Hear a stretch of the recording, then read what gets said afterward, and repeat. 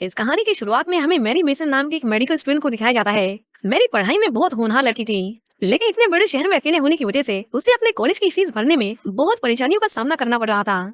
उसके प्रोफेसर, जिनका नाम डॉक्टर ग्रांट था, वो मैरी को उसकी क्लास में ध्यान न देने की वजह से उसे डांटा करते थे। मैरी उसे माफी मांगकर अक्सर बातों को रफा दफा कर दिया करती थी, लेकिन डॉक्टर ग्रांट का मानना था कि एक सर्जन के लिए सॉरी बहुत बड़ा शब्द होता है और उसे कभी बेवजह उसे इस्तेमाल नहीं करना चाहिए। वो कहते हैं कि इस प्रोफेशन में गलती की कोई जगह नहीं और अगली बार मेरी क्लास में फोन लेकर मत आना। एक तो पैसों की तंगी और दूसरा लोन डिपार्टमेंट से आने वाले कॉल्स ने मैरी की जिंदगी दुश्वार कर रखी थी। उस बेचारे के पास फीस भरने के पैसे तो छोड़ो, घर में अगले हफ्ते के राशन लाने तक के पैसे नहीं थे। मैरी जब अपने घर आती है तो उसे पता चलता है कि टेलीफोन सर्विस वालों ने बिल न भरने की वजह से उसकी फोन की लाइन को डिस्कनेक्ट कर दिया था और जल्दी उसके घर की बिजली भी कटने वाली थी। मैरी के पास पैसे कमाने का सिर्फ एक रास्ता बचा था। वो काफी समय से उससे बचने की कोशिश कर रही थी, लेकिन होनी को भला कौन टाल सकता है। मैरी एक अडल्ट वेबसाइट पर बाल गर्ल की जॉब के लिए अप्लाई करती है। ये बार लड़की उसे ढेर सारे काम करवाता था, लेकिन मैरी अपने शरीर को दिखाकर पैसे कमाना चाहती थी, न कि अपनी आत्मा को बेचकर। इसलिए वो सिर्फ उसी जॉब के लिए अप्लाई करती है जिसमें कोई उसकी बॉडी को छुए नहीं। एक आदमी को मेल करने के बाद उसे इंटरव्यू के लिए बुलाया जाता है। यहाँ मैरी की मुलाकात बिली बार्कर नाम के एक आदमी से होती है और यही आदमी लड़की उसे पैसे की लेन देन करता था। बिली को पता चलता है कि मैरी डॉक्टर बनने की पढ़ाई कर रही है और वो ये काम अपने रहने और कॉलेज की फीस के खर्चे को भरने के लिए करना चाहती है। बिली देखना चाहता था कि कहीं वो अंदर से मोटी तो नहीं, इसलिए वो उसे उसके कपड़े उतारने के लिए कहता है। मैरी इस काम के लिए बिल्कुल परफेक्ट थी, इसलिए वो उसे नौकरी पर रख लेता है। वो उससे सवाल जवाब कर ही रहा था कि तभी बिली का आदमी उसे एक ऐसी बात बताता है जिसे सुनकर बिली बहुत परेशान हो जाता है।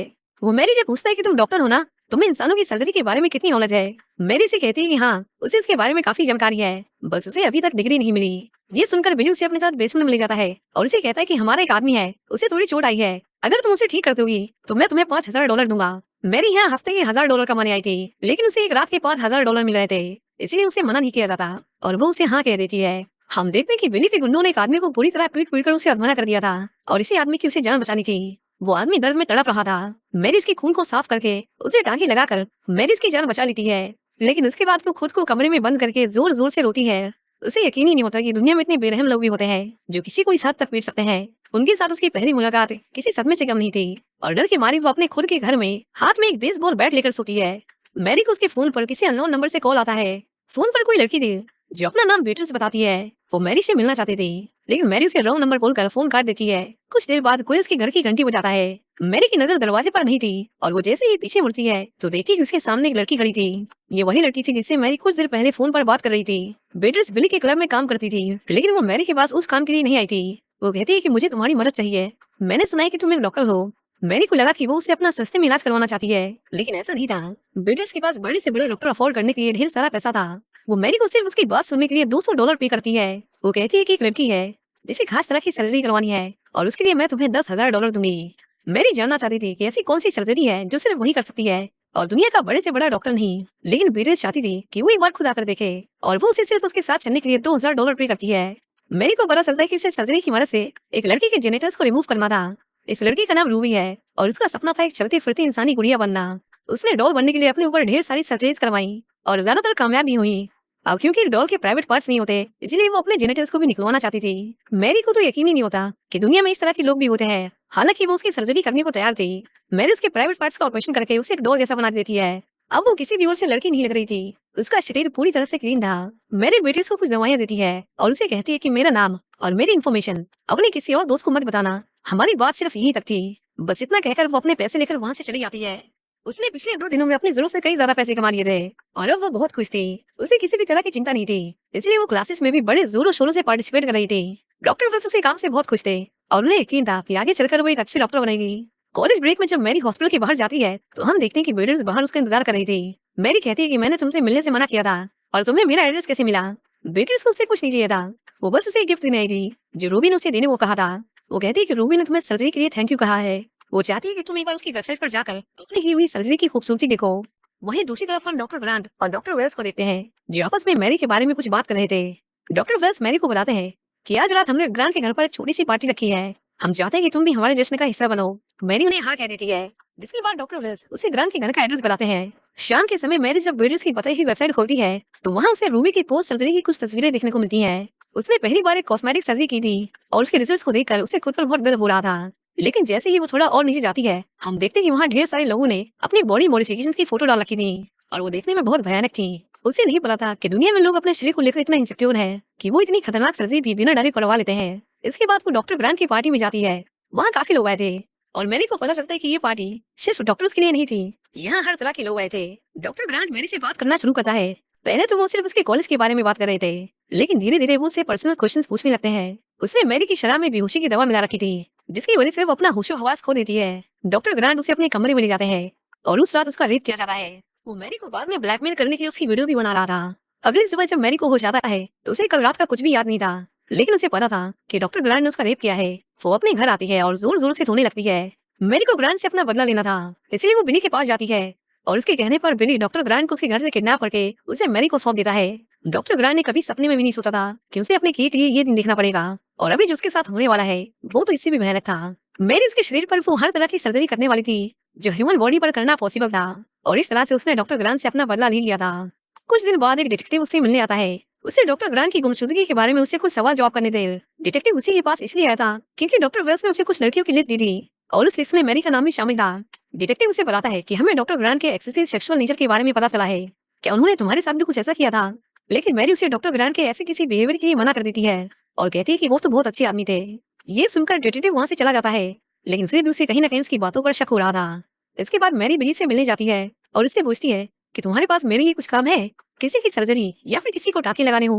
लेकिन बिली उसे कहता है कि अब हमने लोगों को इस तरह पीटना छोड़ दिया है कि उन्हें टाँके लगाने की जरूरत पड़े। बिली पहले से काफी बदल गया था और उसे शायद मैरी अच्छी लगने लगी थी। मैरी उसे उस पुलिस वाले और डॉक्टर वेल्स के बारे में बताती है।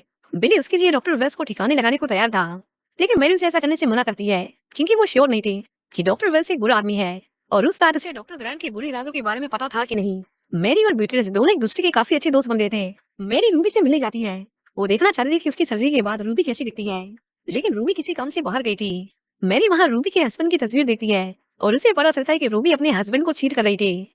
अपनी सर्जरीज की वजह से मैरी कुछ लोगों में बहुत फेमस हो गई थी। लोग उसे ब्लडी मैरी के नाम से जानने लगे थे और आए दिन कोई ना कोई उससे अपने शरीर के अजीबोगरीब मॉडिफिकेशन करवाता था। किसी को अपनी जीभ कटवानी थी तो किसी को ब्रेस्ट इम्प्लांट चाहिए थे। एक दिन दो जुड़वा बहनें मैरी से मिलने आती हैं। इन बहनों का मानना था कि उनका शरीर बेशक अलग है, लेकिन उनकी आत्माएं एक दूसरे से जुड़ी हुई हैं। वो चाहती थी मैरी उनके दाहिने हाथ को उनकी बॉडीज के साथ एक्सचेंज कर दे ताकि उनका शरीर भी जुड़ जाए। वो मैरी को एक ड्राइंग देती हैं और कहती है कि हम दोनों के शरीर को इस ड्राइंग जैसा बना दो। इस पॉइंट पर मैरी किसी को ना करती ही नहीं थी। जिसको जो चाहिए था वो उसे वो दे देती थी, फिर चाहे सर्जरी कितनी भी नामुमकिन क्यों ना हो, चाहे इसमें उनकी मौत ही क्यों ना हो जाए। वो ये काम अकेले नहीं कर सकती थी, इसलिए वो एक और डॉक्टर की मदद लेती है और इस नामुमकिन सर्जरी को अंजाम दिया जाता है। वहीं दूसरी तरफ हम देखते हैं कि मैरी ने डॉक्टर ग्रांट को अभी तक जिंदा रखा था। वो उसके काम का था क्योंकि वो दुनिया को दिखाना चाहती थी कि एक गुमनाम नाम के पीछे वो किसी भी नामुमकिन दिखने वाली सर्जरी को परफॉर्म कर सकती है। उसने ग्रांट के मुंह पर टाके लगा दिए थे और उसके हाथ पैर काट कर उसे भूख की मर्ज से लटकाया गया था। मैरी उसकी तस्वीरें खींच रही थी, तभी एक सिक्योरिटी गार्ड उस पर हमला कर देता है। मैरी को समझ नहीं आता कि वो कहाँ से आया, लेकिन वो जो भी था उसे डॉक्टर ग्रांट की ये हालत देखी नहीं जाती और वो उसे बचाने की कोशिश करता है। इसी बीच मैरी उस पर हमला कर देती है और वो बेचारा भी मारा जाता है।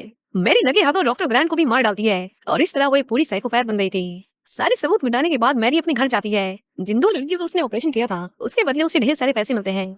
मैरी के क्लाइंट्स की संख्या बढ़ती ही जा रही थी और वो इलीगल सर्जरीज की दुनिया में एक जाना माना नाम बन गई थी। डिटेक्टिव मैरी से डॉक्टर ग्रांट के सिलसिले में कुछ बात करना चाहता था। वो उसके घर आता है और उसे बताता है कि डॉक्टर ग्रांट की तरह डॉक्टर वेल्स भी गायब हो चुके हैं। मैरी को ये जानकर बहुत हैरानी होती है क्योंकि उसने तो डॉक्टर वेल्स के साथ कुछ नहीं किया था।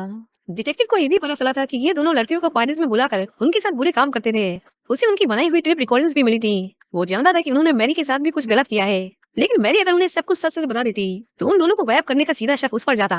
इसलिए वो सब कुछ जानते हुए भी अनजान बनने का नाटक करती है। आगे हमें बताया जाता है कि डॉक्टर वेल्स को बिली ने किडनैप किया था। उसके पास मैरी की वो टेप रिकॉर्डिंग भी थी जिसे देखकर उसे बहुत गुस्सा आता है और वो डॉक्टर वेल्स को मार डालता है। वहीं दूसरी तरफ हम रूबी के हस्बैंड को देखते हैं। वो आज बहुत खुश नजर आ रहा था, लेकिन जब वो देखता है कि रूबी ने अपने जेनेटिक्स को सर्जरी की मदद से निकलवा दिया है तो वो गुस्से के मारे पागल हो जाता है।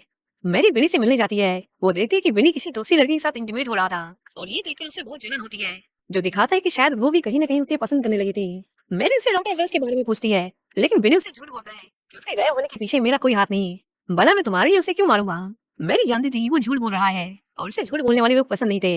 इसी बीच मैरी की नजर उस लड़की पर पड़ती है जो बिली के साथ फिजिकल हो रही थी। वो उसके पीछे पीछे बाथरूम में जाती है और अपने सर्जरी के सारे इक्विपमेंट निकालती है। वो लड़की गेट के पीछे छुपकर उसे ऐसा करते हुए देख रही थी और समझ जाती है कि वो उसे मारने आई है। मैरी उस लड़की पर हमला कर देती है, लेकिन तभी उसकी नजर बाथरूम में लगे सीसीटीवी कैमरा पर पड़ती है। वो नहीं चाहती थी कि उसके किए हुए मर्डर सीसीटीवी में पकड़े जाए, इसलिए वो उसे एक वार्निंग देकर उसकी जान बख्श देती है। अगले दिन मैरी फिर से बिली से मिलने जाती है, लेकिन इस बार बिली उसे नजरें चुरा रहा था।